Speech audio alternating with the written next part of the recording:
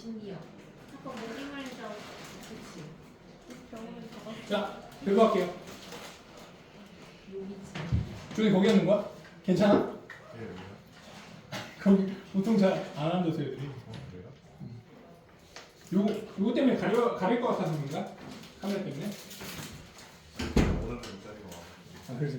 아니, 혹시 쌤 때문에 불편한 거 할까? 녹화를 하긴 해야 될 것 같아. 영서가 아까 녹화해달라고 우선 줄 것 같다고 해가지고.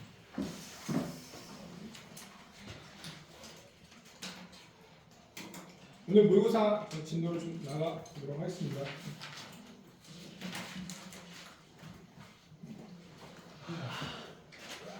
벌써부터 어려워 보인다. 요번에 가사가 있어요. 아 진짜 왜? 네, 오늘 가사 나가야 되고. 근데 가사가 거의 이제 현리어로 표기가 돼 있기 때문에 그냥 단어들만 좀 어려운 정도 수준이라고 생각하면 될 것 같고. 일단은 시험 범위가 뭔가 딱 명확하게 아직까지는 나온 게 없고 대충 나온 게 있다고 하긴 하더라고요. 문제 그래서 모의고사를 좀 나가고 이제 한 주 다음 주 정도 되면은 더 뭔가 명확하게 나오는 시험 범위들 추가 범위도 있을 테니까 그런 것들 이제 그 이후에 이제 나가면 될 것 같습니다. 그리고 그 시험 범위 관련해서 혹시 알고 있는 것들 뭐 선생님한테 듣는 정보들이 있으면 바로바로 좀 공유를 해주세요. 그래야지 진도 나가는데 이제 잔질이 없을 테니까. 네. 내신 끝나자마자 중간고사 끝나자마자 또 바로 이제 내신을 들어가야 되는 상황인데 정신 바짝 차리고 아직 끝난 게 아닙니다. 지금 기말고사도 있고 또 내년에 시험 2번 3학년 때 또 2번 더 있죠.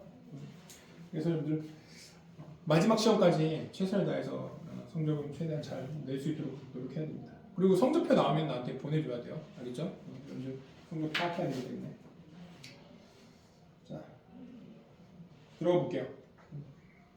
현대 소설부터 먼저 해보도록 할게요. 문학만 발췌 선생님이 좋습니다. 여러분들한테. 자, 첫 번째 작품은 213호 주택이라는 작품입니다.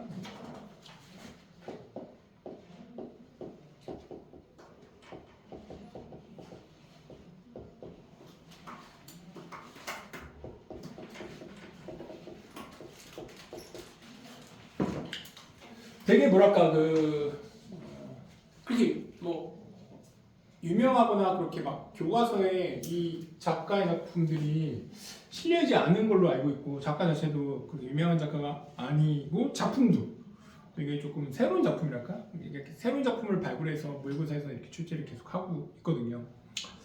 아무튼 그런 뭐 작품이라고 좀 생각을 해주시면 될 것 같은데 내용 자체는 되게 좀 메시지 나름 의미가 있고 전하고자 하는 바가 좀 뚜렷한 세태 소설이다 라고 생각을 해주시면 됩니다.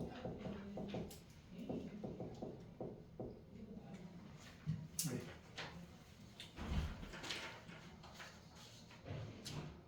어, 1950년대 정도가 배경인 것으로 추측이 돼요.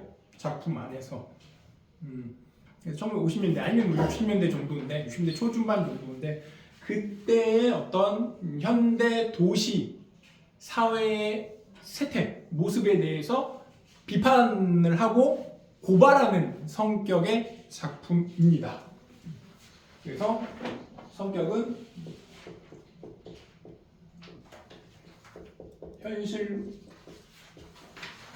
현실 고발, 네, 현실 고발과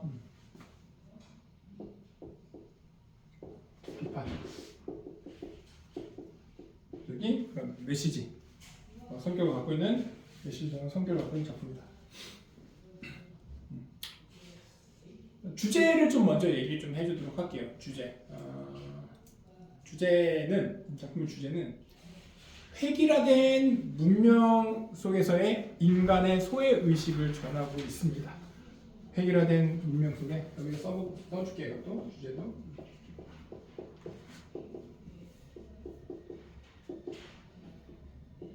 획일화된 문명 속에 인간 소외 의식을 전하고 있다. 획일화된 문명 속의 인간 소외. 그러니까 우리가 그 서구 문물, 문화, 문명 이런 것들 이제 받아들이면서 지금은 아니지만 50년대, 60년대, 70년대 이때는 개성을 중시 여기지 않았고 오히려 그 개성을 조금 말살시키는 그런 분위기였죠. 게다가 여러분들 아시겠지만 60년대, 70년대, 80년대가 다 뭐였습니까? 그러니까 군사독재 정권이었단 말이야. 그러니까 군사독재 정권에서는 개인의 목소리, 개인의 어떤 생각을 자유롭게 표현하는 것, 그죠? 그런 것들을 굉장히 부정적으로 바라보고 때로는 정부에 대해서 그런 것들을 표현하려고 하면 억압하고 고문하고 이러던 어떤 시기였기 때문에 이런 어떤 획일화된 문화가 굉장히 강하게 두드러지던 시기였었죠. 그래서 이 작품은 그런 부분들에 대한 작가의 어떤 고발적인 정신, 비판적 사고관을 가치관을 드러낸 작품이라고 이해를 해주시고 작품을 접근하면 됩니다. 일단 전체 줄거리가 있어서 전체 줄거리 좀 얘기를 한번 읽어주도록 하겠습니다. 알겠죠? 잘 들어보세요. 소설에서는 줄거리 정말 중요하거든요. 회사에서 권고사직을 당한 김명학 주인공이죠.는 상도동 지금 중앙대학교 있는 부분인데 주택단지에 있는 자신의 집으로 귀가한다. 그런데 똑같은 모양의 집들이 빼곡하게 들어선 단지에서 김명학은 자신의 집을 찾아 헤매기 시작한다. 다 똑같이 생겨갖고 어디가 우리 집이야? 못 찾고 있는 상황. 분간은 못해. 복잡한 골목길을 따라 자신의 집을 찾아가던 주인공은 어느새 길을 잃고 만다. 똑같은 집들이 계속해서 반복되어서 어느 집이 자신의 집인지 구분하기 어려웠던 김명학은 마침내 한 집 앞에 서서 문을 열고 들어갔지만 그곳은 자신이 찾던 집이 아니고 미국인과 어떤 한 여성이 같이 사는 다른 집이었던 겁니다.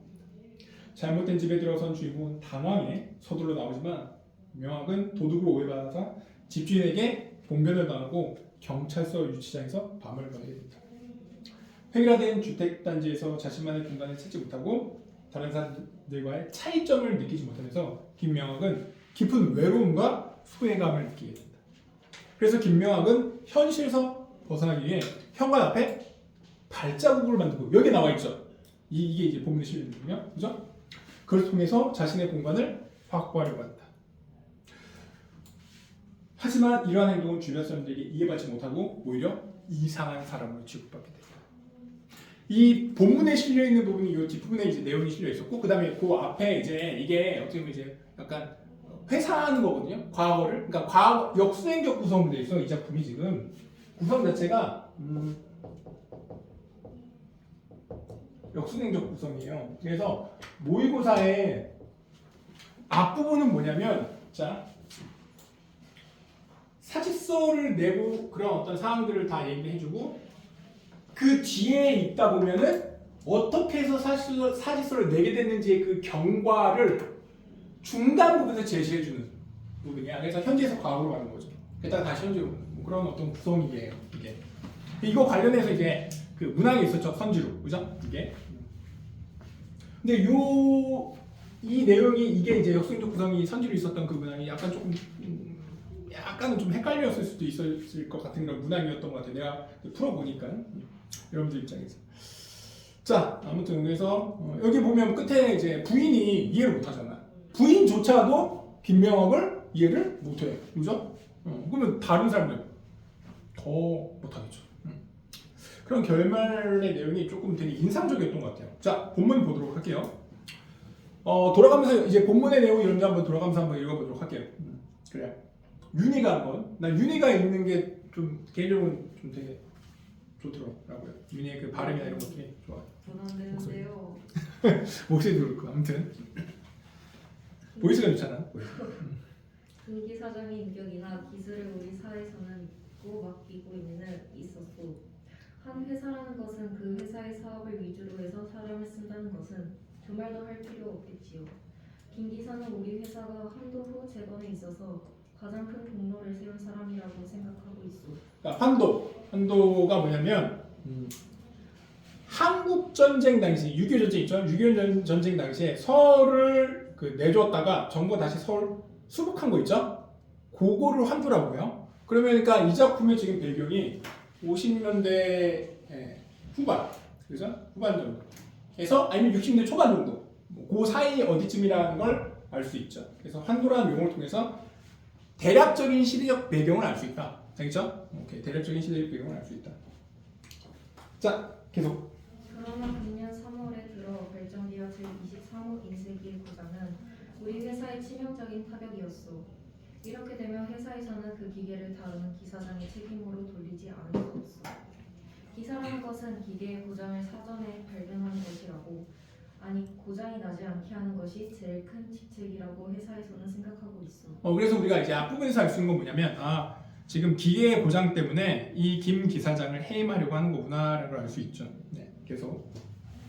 한두 번이 아닌 고장의 수리가 2, 3일이 멀다 해서 또 고장이라면 결국 기사는 고장의 원인을 모르는 것이라고 해석하지 않을 수 없겠지. 여기다 밑줄 좀 쳐보도록 할게요. 기사는 고장의 원인을 모르는 것이라고 해석하지 않을 수 없겠지요.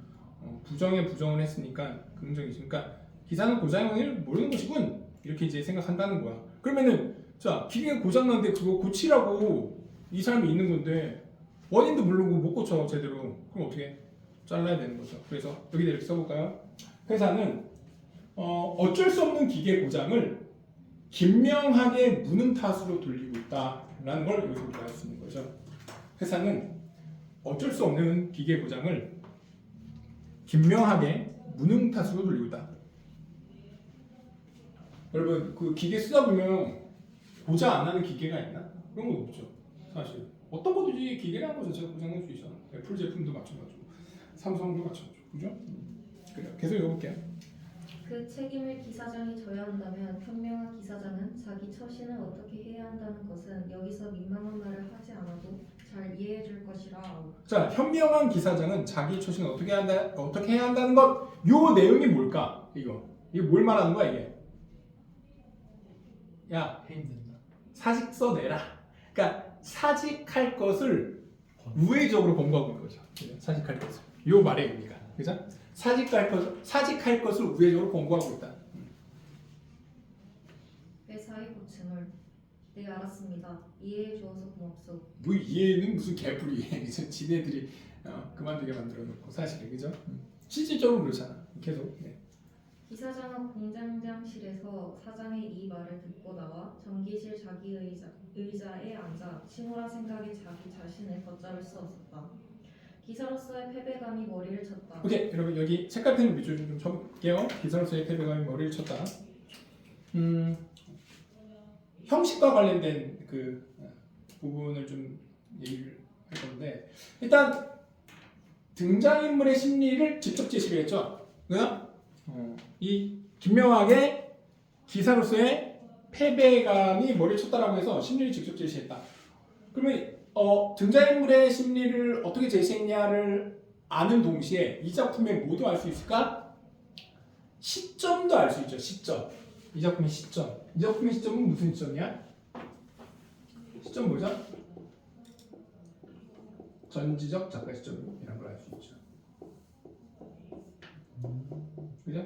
전지적 작가 시점.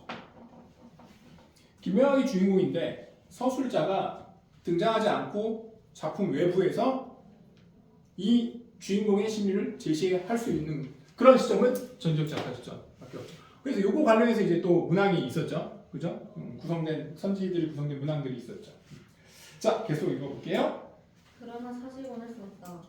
기사장으로서 사고 전에 고장을 발견하지 못하였다는 윤리의 세계. 그는 이것만을 생각했다. 우리나라 전기 사정은 공장마다 자가 발전기를 놓아야 하는 현실이다. 여기 밑줄 또 쳐봅시다. 공장마다 자가 발전기를 놓아야 하는 현실.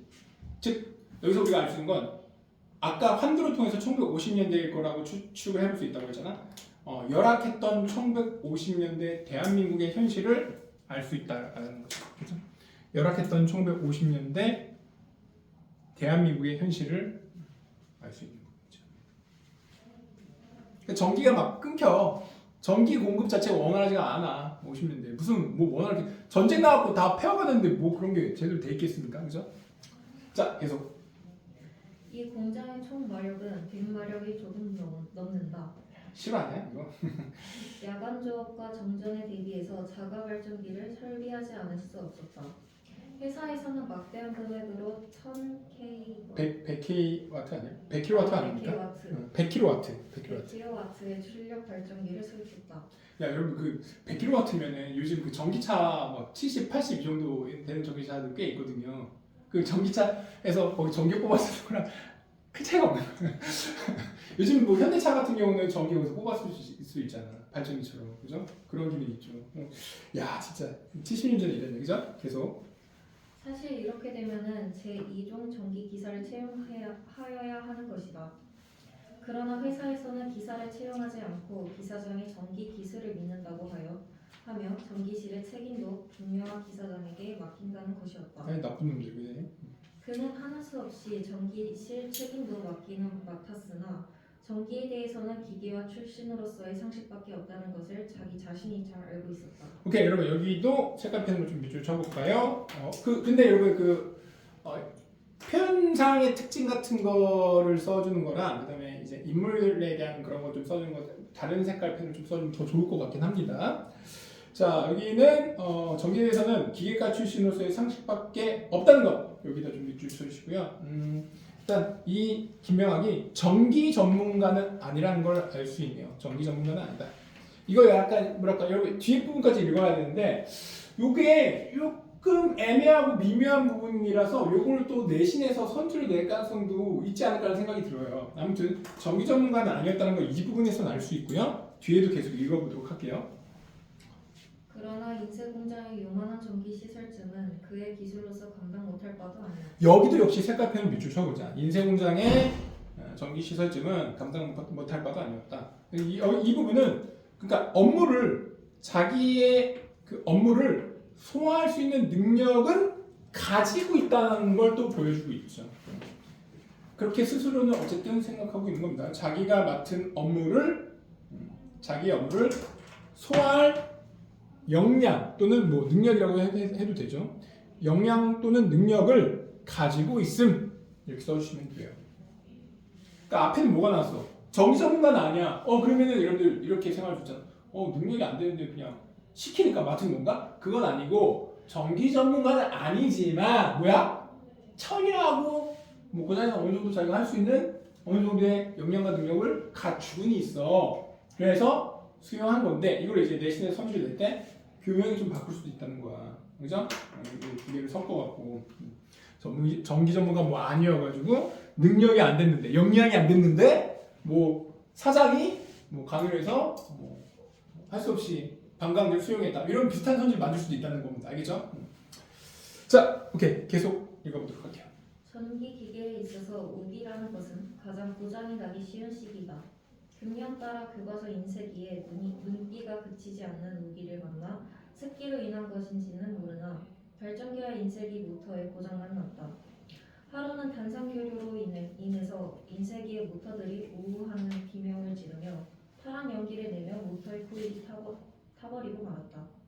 이 소리는 즉석에서 고쳐지는 것은 아니었다. 모터 수리 공장 직공들을 불러 고쳤으나 사흘이 걸렸다. 네, 어쨌든 고장이 났고 조금 시간이 걸렸다라는 겁니다. 근데 원래 여러분 이런 인쇄기 같은 거 있죠. 저기 우리 여기 복사기도 마찬가지인데 여름에 습기 많을 때는 고장이 잘 나. 그건 뭐 다른 학원도 마찬가지예요, 사실. 자, 아무튼 그래서 여기서 습기 때문에 계속 기계가 고장이 좀 나는 거죠. 그리고 이제 열기도 있고 뒤에 나오는 열기 같은 것 때문에 또 고장 나기도 하고. 자, 계속. 사장과 공장장은 김명학 씨만을 원망하는 것 같았다. 왜 고장이 일어날 것을 미리 발견하지 못했는가고 했다. 그럴 때마다 동력의 상상교류의 원칙을 설명하고 공장 밖에서 합선이 된 것으로 어찌할 수 없는 고장이라고 변명했으나 사장과 공장장은 구구한 그의 변명으로만 생각하는 것 같았다. 네, 여기 밑줄 좀 쳐보도록 할게요. 사장과 공장장은 구구한 그의 변명으로만 생각하는 것 같았다. 여기서 우리가 알 수 있는 건요. 자, 김명학 씨가 어떻게 자기의 맡은 업무에 대해서 어떤 자세로 일을 했습니까? 굉장히 성실하게 최선을 다해서 일을 했죠. 그죠? 그런 어떤 노동의 애정을 쏟은 사람에 대한 태도를 굉장히 경시하고 있다라고 여기서 우리가 알 수 있는 거죠. 그래서 이렇게 정해서 써봅시다. 노동에 애정을 쏟은 인간의 태도를 경시하고 있습니다. 노동에 애정을 쏟은 사람의 어떤 모습 또는 사람의 태도를 경시하고 있다. 가볍게 생각하고 있는 거야. 야, 뭐 그 정도는 뭐 누구나 다 하는 거지. 응? 뭐 변명하고 있어 해. 너 제대로 일도 못 해갖고 기계 고장 내기나 하고, 막 이렇게 이제 생각하는 거야. 자, 계속. 이러한 고장이 일어난 얼마 후에 또다시 발전기의 세리프닝과 인슐레이션의 상태가 좋지 않았던지 그것이 또 타버리고 말았다. 그는 그날 밤을 밝혀서 수리를 완성했다. 그는 고장의 원인을 과열로 인한 고장이 아닌가 생각했다. 이튿날 협소한 발전기 실의 냉각을 위해서 큰 창을 2개나 내게 했다. 네, 그러니까 이제 과열로 인해서 너무 계속 돌리다 보면 이제 고장이 나잖아. 우리 복사기도 막 계속 돌리다 보면 복사기가 막 걸리잖아. 그런 것처럼 이제 이렇게 되는 거죠. 자, 그다음에 이제 다른 친구가 윤희 수고했고요. 예원이가 한번 읽어보도록 할게요. 한데 그 고장의 수리가 일주일도 못 되었는데 또 그것이 타버리고 말았다. 그는 야간 종합을 싫어했다. 야간 종업이라는 건 이제 그 야근을 말하는 거. 그날 조수에게 맡기고 6시 정각에 집으로 돌아갔다. 그날 밤에 일어난 것이었다. 사건이 터진 겁니다. 갑자기 때 아닌 모진 바람에 눈비가 뿌렸다. 그 발전기실의 통풍창으로 휘날려 들어간 눈비는 발전기를 녹인 모양이었다. 조수는 발전기실에 무엇이 일어나는지도 모르고 전기실 자기 의자에 기대어 졸고 있다가 발전기가 완전히 타버린 후에야 당황해했다. 자, 조수는 일을 대하는 태도가 좀 지금 어때요? 여기서 졸다가 발전기가 타버렸잖아. 그럼 뭐야? 업무 태만. 그죠? 뭔가 성실하지 못한 업무 태만 이라는 그런 모습을 보여주고 있죠. 조수 같은 경우는. 그죠? 기사 김명학 씨는 성신성의를 다해서 기계와 살아왔으나 기계는 기계대로 고장만 냈다. 그리고 기계는 김 사장을 면직했다. 마치 기계를 사람처럼 의인화해가지고 이렇게 표현한 부분인데, 그죠? 기계로 인해서 기계가 이 김명학을 해임하게 만들도록 했다라는 이런 좀 재밌는 표현 사용했네, 그죠? 계속. 김명학 씨는 사직원을 쓰고 의자에서 일어나 인쇄공장으로 들어가 제1호기에서부터 32호까지 하나하나 바라보며 이 인쇄기의 고장은 어디에서 나고 저 인쇄기는 어디가 약하고. 오케이, 여기 보면 여러분 이거는 이제 뭐 내신에 나올 것 같지는 않은데 이번 모의고사에서 요거 이제 요 부분이 선지로 나왔었죠. 아마 이거 되게 좀 헷갈렸을 것 같아요. 사직원을 내고 사직원을 여기는 여긴 지금 사직원을 쓰고라고 돼 있잖아. 근데 이거 선지에서 뭐라고 나왔는지 기억나요? 사직원을 내고라고 아마 나왔을 거야. 이게 문제가 거기 보면은. 근데 이 낸 건 뭐냐면 제출했다 형사한테. 근데 쓴 건 뭐예요? 그냥 쓴 거지. 근데 쓴 다음에 어떻게 해? 그 다음에 내는 거잖아. 근데 이제 선지에서는 이걸 사직원을 냈다. 이걸로 진짜 반이 정정시켜. 단어 하나만 봐. 단어 하나 바꿨는데. 그래서 그게 틀린 선지가 됐어요. 거기 문제 있어요. 보면 저거 문제 애들이 엄청 시끄러웠어요. 근데 이게 나도 이거 한 풀어봤어. 근데 이 문제 풀 때 야 이게 다 이거 아닌 것 같은데.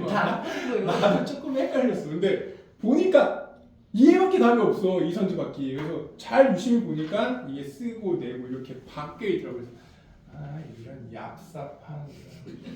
그리고 어떻게 보면 좀 되게 뭐랄까 좀 너무너무 지엽적인 단어 하나 바꿔서 선지 바꾸네요. 그런 문제가 좀 요번에 나왔더라고. 아무튼 그렇습니다. 그래서 인쇄공장에 들어가기 전에 이걸 쓴 거야. 그리고 나서 이제 기계 보다가 그 다음에 사직서를 낸 거야. 선후관계가 그렇게 됩니다. 자 계속 읽어볼게요. 직공들이 인쇄하는 것도 모르고 기계만을 응시하며 지나갔다. 제1, 제2, 제3, 제4, 제5 기계실을 빈 돈 후 출입구에 서서 인쇄기를 바라볼 때 그는 그 인쇄기들이 움직이는 괴물처럼 보였다. 또 자기를 덮칠 것 같이 노려보고 있는 것 같았다. 색깔 펜을 여기 쫓아보자. 그 인쇄기들이 움직이는 괴물처럼 보였다. 또 자기를 덮칠 것 같이 노려보고 있는 것 같았다. 이 부분은 어떤 도시 노동자의 여기 지금 주제로 쓴 도시 노동자의 어떤 인간 소외, 도시 노동자의 소외 도시 노동자랑 인간은 좀 겹치니까 도시 노동자의 소외를 보여주고 있는 부분이죠. 도시 노동자의 소외를 보여주고 있다. 소외감을. 얼마나 외로울까? 이제 혼자. 오케이. 계속 읽어볼게요. 그는 강한 고통을 느꼈다. 공허한 가슴을 느꼈다. 매일같이 매만지고 바라보던 저 인쇄기들을 다시 대하지 못한다는 것으로 이렇게 차가운 고독이 절박해오는 것일까? 이 공장의 일체가 자기에게 저기를 갖고 자기를 조소하고 자기와는 무관이라는 것이 이렇게도 자기를 공허하게 하는 것일까? 그는 사직원을 내고 모자를 들고 나오며 그는 자기의 이 시간을 무슨 행동으로써 자기의 공허한 가슴을 메우려는 충동이 있었다. 그러니까 여기서 지금 사직원을 낸 거야. 앞에서 가지고. 그래서 이게 좀 그 선지가 틀렸었고. 자, 계속 읽어볼게요. 그러나 아무것도 할 수 없는 공허한 시간이 자기를 싸고 있다는 것을 느꼈다. 밑줄 쳐볼게요. 아무것도 할 수 없는 공허한 시간. 색깔펜으로 밑줄 좀 쳐주시고요. 이것은 기계에 예속된 노동자의 무력감을 드러낸 부분이라고 보시면 됩니다. 기계에 예속된 노동자의 무력감. 아무것도 할 수 있는 게 없어. 너무 공허감에 막 밀려요. 그러니까 결국은 기계로 인해서 잘린 거잖아. 무슨 말인지 이해가죠. 기계로 인해서 해임됐기 때문에 그런 기계가 어떻게 보면 인간이 예속되는 거죠. 네. 한번 기계에 예속된 노동자의 무력감. 기계. 우리가 잘 생각해보면 그 기계에 인간이 점점점 예속되어가는 과정이고 시대가 점점 그렇게 흘러가고 있다는 걸 여러분들 사실 알 수 있어요. 알아야 돼요. 우리 점점 기계에 의존하고 있잖아. 기계가 없으면 아무것도 못하고. 스마트폰 하루 뺏었어. 쓰지 말라고. 얼마나 많은 게 제약이 될까? 그럼 점점 기계에 예속되고 있거든요. 50년대인데 지금 이제 AI 나오고 로봇 나오면 우리 이런 거 있을 수도 있어. 진짜로. 아무튼 그런 걸 좀 생각해 보셔야 됩니다. 자, 계속 읽어볼게요. 중략 부분 줄거리. 중요한 게 있어요. 중략 부분 줄거리에. 이것도 시험 문제로 낼 수 있는 요소입니다. 일자리를 알아보기 위해 외출했던 김명학은 길가 가던 중 모두 똑같이 생긴 주택들 사이에서 자기 집을 착각해 다른 집에 들어갔다. 이에 김명학은 집주인의 신고로 유치장에서 하룻밤을 보낸 후 아내와 함께 귀가한다. 그래요. 여기 현관펜을 좀 표시를 한번 해볼게요. 모두 똑같이 생긴 주택들. 여기 일단 표시하고요. 사이에서 요거 띄고 요건 표시하지 말고 자기 집부터. 자기 집을 착각해 다른 집에 들어갔다. 이에 김명학은 집주인의 신고로 유치장에서 하룻밤을 보낸 후 현관펜을 표시. 자, 둘 다 중요한 부분인데 모두 똑같이 생긴 주택들은 뭘 의미할까, 얘들아? 여러분들이 답해보세요. 내가 말했어요. 답은 앞에서. 획일화된 도시를 의미하는 거죠. 획일화된 도시를 이렇게 상징적으로 똑같이 생긴 주택들의 모양을 통해서 상징적으로 제시를 하고 있는 거고, 자기 집에 착각해 다른 집에 들어갔고 유치장에서 하룻밤을 보냈고, 이건 뭐냐면 그러한 획일화된 도시에 대한 부적응이죠. 부적응. 적응을 못 하고 있는 거야. 이 김명학이라는 사람.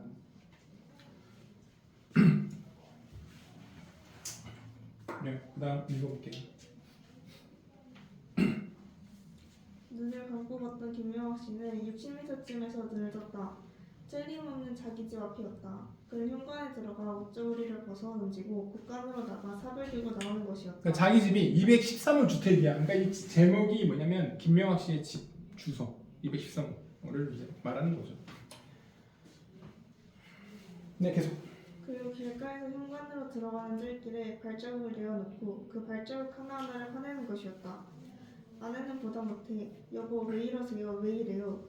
왜 이러긴 뭐가 왜 이래? 그는 곳간 그 단밑에 가서 벽돌을 안고 왔다. 벽돌을 수없이 날라놓고 그 발자국 구멍에 벽돌 줄씩을 가지런히 놓고 발조tum기를 만드는 것이었다. 현관펜으로 발조tum기를 만드는 것이었다. 이렇게 표시를 좀 해주시고요. 그러면 여러분 이 지금 이거 한번 읽고 두 번째 읽는 거잖아. 문제 풀 때 이렇게 발조tum기를 만들고 또 뒤에 보면 손잡이를 막 깎아내잖아. 이게 같은 의미를 나타내는 거거든요. 이러한 김명학 씨의 행위는 뭘 나타내는 거겠어? 부정하고 싶어 세상에.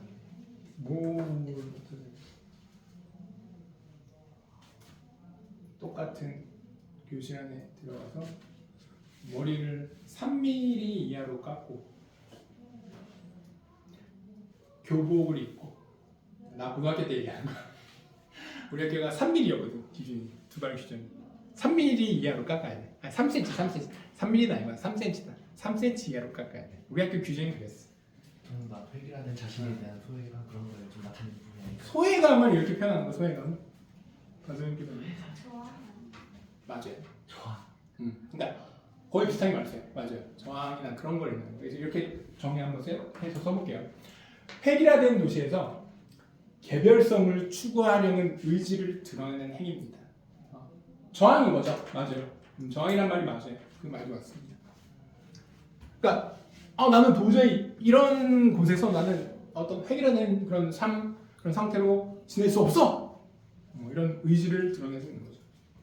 다시 한번 불러줄까요? 획일화된 도시에서 개별성을 추구하려는 의지다. 네, 계속 읽어볼게요. 아내는 아내는 무슨 영문인지 모르고 이런 남편이 실패감을 보였다. 아내는 그러니까 이해를 못하고 있어, 그죠? 여보, 당신 정말 이게 뭐예요? 사람이 돌기도 한다더니 정말 돌았어? 돌아? 누가? 돌지 않기 위해서 이렇게 해놓는 거야. 그는 발주num길이 되자 몇 번이고 그 발주num길을 걸어본다. 또 눈을 감고 걸어본다. 아내는 남편이 가엾었다. 김명학 씨는 다시 부엌으로 들어가 식칼을 들고 나오는 것이다. 그의 아내는 깜짝 놀랐다. 아내는 남편의 칼든 손을 붙들고 그 칼을 빼으려 했다. 자, 아내가 남편의 칼든 손을 붙들고 칼을 뺏으려고 한 거는 왜 그런 겁니까? 남편이 어떤 사고를 칠 것이라고 오해한 거죠. 즉, 남편의 어떤 심정을 제대로 이해하지 못하고 있는 겁니다. 그죠? 남편이 사고를 칠 것이라고 오해했다. 그리고 남편의 또 다른 측면에서 남편의 심정을 제대로 이해하거나 공감하지 못하고 있다.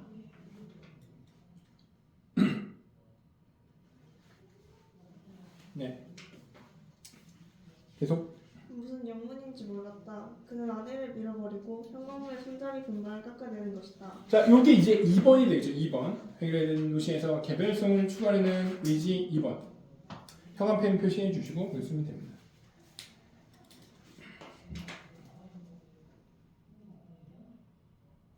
계속. 마치 일본 빨래판 모양 손잡이 부분을 깎아내고 파내는 것이었다. 여기 표현법이 지규법이 사용됐습니다. 지규법. 마치 일본 빨래판 모양 손잡이. 마치 이거 같다라는 그래서 그리고 그는 눈을 감고 손잡이 부분을 쓸어보는 것이다. 김명학 씨는 다시 길가로 나와 현관 발주num길에 눈을 감고 걸어가 문의 손잡이 부분을 쓸어보고 문을 드르륵 하고 열어보는 것이다. 네.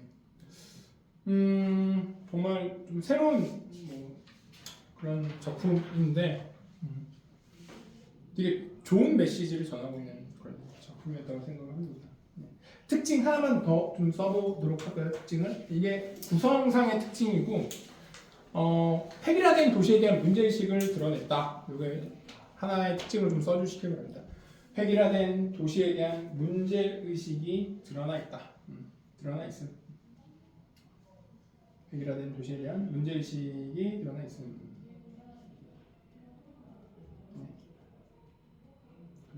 문제 다시 한번 풀어볼래요, 여러분? 묘사 있는 거 지금 한번 풀어보는 게 낫겠죠. 바로 한번 좀 풀어보면 좋을 것 같아요. 한번 풀어보세요, 지금.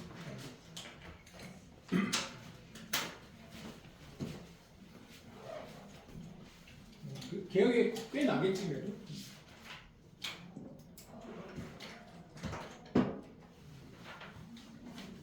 그래서 틀린 건 또 틀릴 수도 있단 말이야.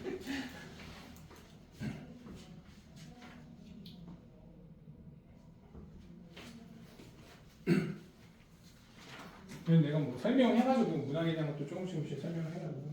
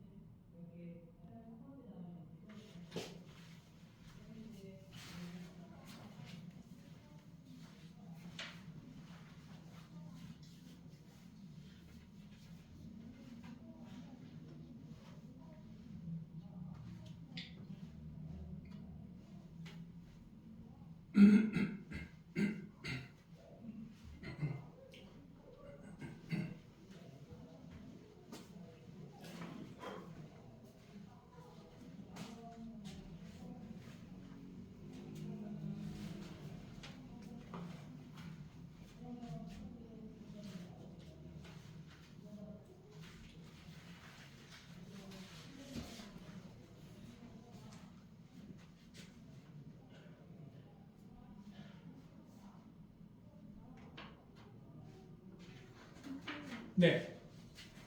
딱 그러죠. 네. 네. 질문인데요. 아, 네네. 그래서 아내가 계속 남편이 슬프게 보인다고 하고 가엾다고 네네. 하는 건 왜 그렇게 네네. 생각하는 그러니까 이상한 행동을 하니까 남편이 이제 회사에서 해임이 되잖아. 그러니까 그런 거에 대해서 그 남편을 좀 연민의 감정으로 바라보고 있는 거죠. 불쌍하게 생각하는 거죠.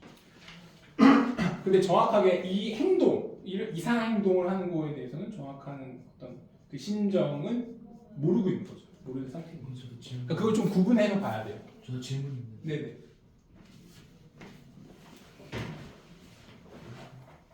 이 문장에서 인생들이 움직이는 동천을 보였다고 했는데 네네. 무슨 잘 모르겠어요.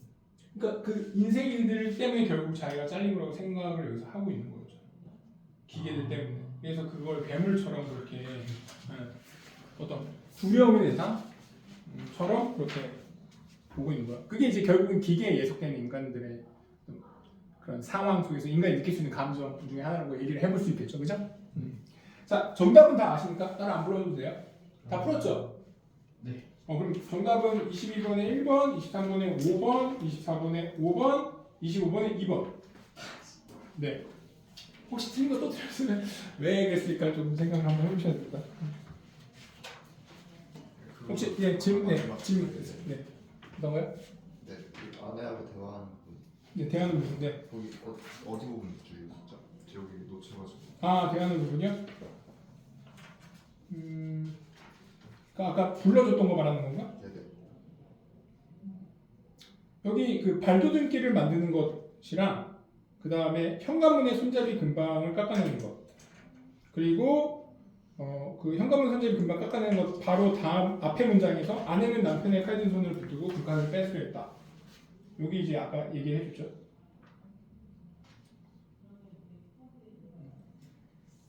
필기를 다 못했어요?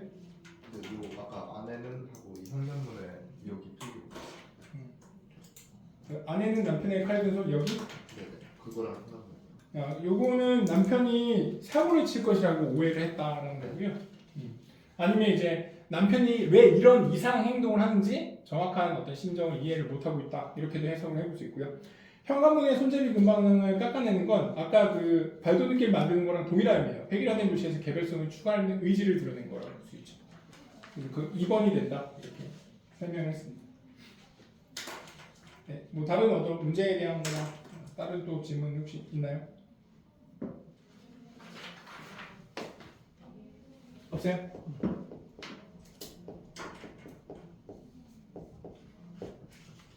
네. 오케이. 그럼 요거 나가보도록 할게요. 자, 그 다음 넘겨보세요. 그럼 복합 지문 좀 보도록 할게요. 계암정가 조성실. 이거 좀 할까요? 좀 애매하네.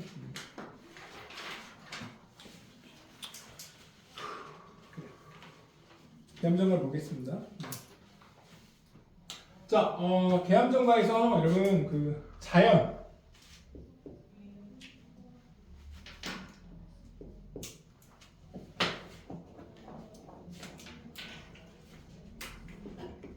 자연이 어떠한 공간으로 설정되어 있냐 관련해서 보기의 내용이 있었죠. 그 보기의 내용을 좀 정리해서 간단하게 좀 압축해서 여기 좀 정리해서 한번 써보도록 할게요. 계암정가에서의 자연은 흥취를 느끼는 공간이면서 흥취를 느끼는 공간이자 가문의식과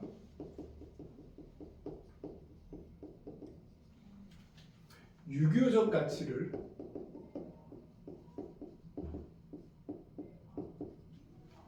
실현하는 공간이다. 근데 어떤 공간이면 관념적 공간이다.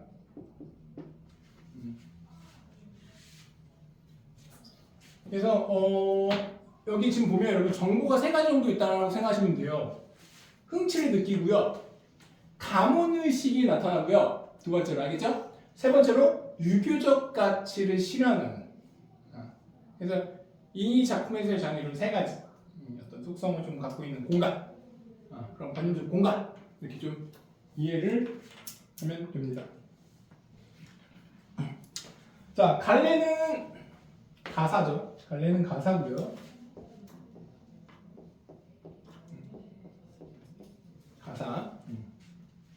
뭐 가사니까 여러분 사음보 운율을 갖고 있을 테고, 그죠? 사음보 운율. 그죠?